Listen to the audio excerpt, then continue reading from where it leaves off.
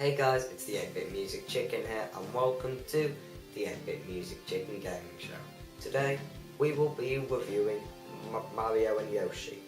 Here I have it on the Game Boy, but it's also available for the NES. Now I feel like this game really doesn't get talked about enough and really doesn't get the credit it deserves, because it is a really good puzzle game. And hopefully after this review you'll see how much of a good game it is. So I hope you enjoy this video guys, and let's start this review. Mario and Yoshi, also known as Yoshi and Yoshi's Egg, is a puzzle game for the NES and Game Boy, which I feel is a hidden gem. In the game, you take control of Mario, swapping 4 vertical stacks of blocks around in order to match them up with more blocks that fall from the top of the screen. The blocks contain several enemies that Mario fans may recognise from other games in the series, such as Boos and Goombas, and with 3 catchy tunes to choose from that just get you in a good mood.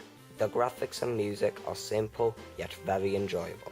It takes the typical formula from any old puzzle game like this, where when blocks reach the top of the screen, the game is over. But what makes this game really unique are the Yoshi eggs. These eggs come in 2 halves, and if you match a top half and a bottom half together, a Yoshi will hatch out, giving you more points. However, if you match 2 bottom halves together, they will just disappear like any other block.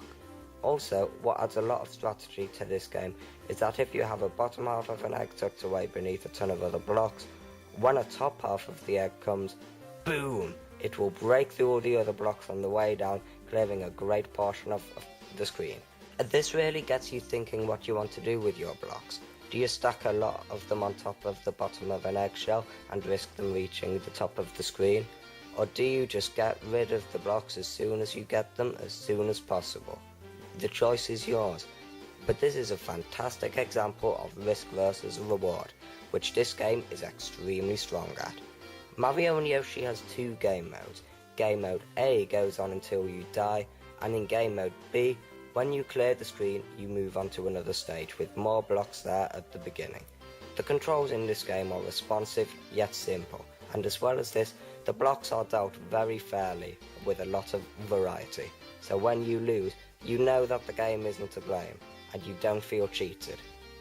This game is just really unique, and I haven't really seen any other puzzle games quite like it.